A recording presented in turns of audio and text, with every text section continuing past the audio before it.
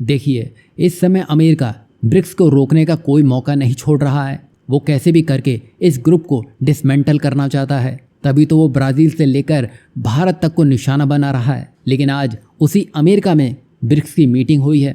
दरअसल हाल ही में यूएनएससी की साइडलाइन में ही ब्रिक्स के विदेश मंत्रियों की बैठक हुई है, जो अमेरिका की हालत खराब कर गया है। बता दें कि यहाँ पर भारत के विदेश मंत्री डॉक्टर एस जयशंकर ने न्यूयॉर्क में यूएन के दौरान ब्रिक्स देशों की बैठक में कहा है कि दुनिया का व्यापार कुछ देशों की मर्जी से नहीं चल सकता। भारत का कहना है कि अगर देश मिलकर काम करें तो ट्रेड सिस्टम बचाया जा सकता है और नियम सबके लिए एक जैसे रहेंगे। ये कदम साहसिक है, क्योंकि सीधे अमेरिका जैसी ताकत को चुनौती देना आसान तो नहीं है।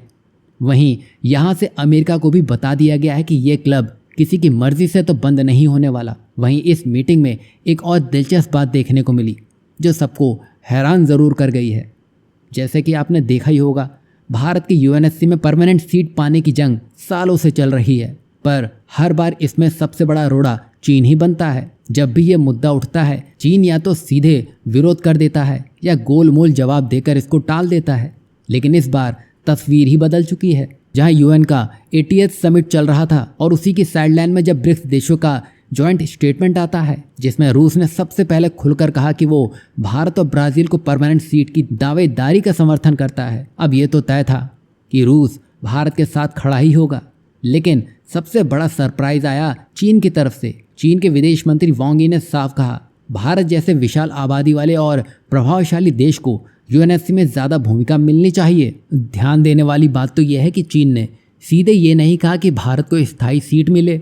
उसकी पुरानी नीति हमेशा भारत को रोकने की ही रही है, लेकिन बदलते हालात और ब्रिक्स के दबाव ने चीन को झुकने पर ही मजबूर कर दिया है।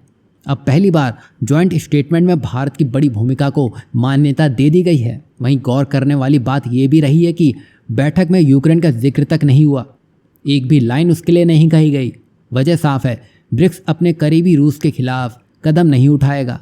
इसका मतलब साफ है कि ये मंच पश्चिमी सोच को दोहराने के लिए नहीं बना है, बल्कि अपनी दिशा खुद तय करने के लिए खड़ा है। मतलब ब्रिक्स अगर सही से चलता रहा तो जो भी देश इसमें हैं उन सबको कुछ ना कुछ जरूर मिलेगा। वहीं चीन ने भी अप्रत्यक्ष तौर पर मान लिया है कि भारत का रोल बढ़ना चाहिए। तो साफ है कि हालात हमारे पक्ष में धीरे धीरे बदल रहे हैं। वहीं भारत की पोजीशन अब और मजबूत हो गई है। ये ऐसा है कि जैसे क्रिकेट मैच में लंबे समय से धैर्य से खेलते हुए अचानक एक चौका जड़ दिया गया, स्कोर बोर्ड पर रन बढ़े और खेल एकदम से बदल गया। और आज भारत भी उसी स्थिति में है। साथ ही अमेरिका में तो कई लोग चिल्ला रहे हैं, ट्रंप ने भारत को चोट पहुंचाई।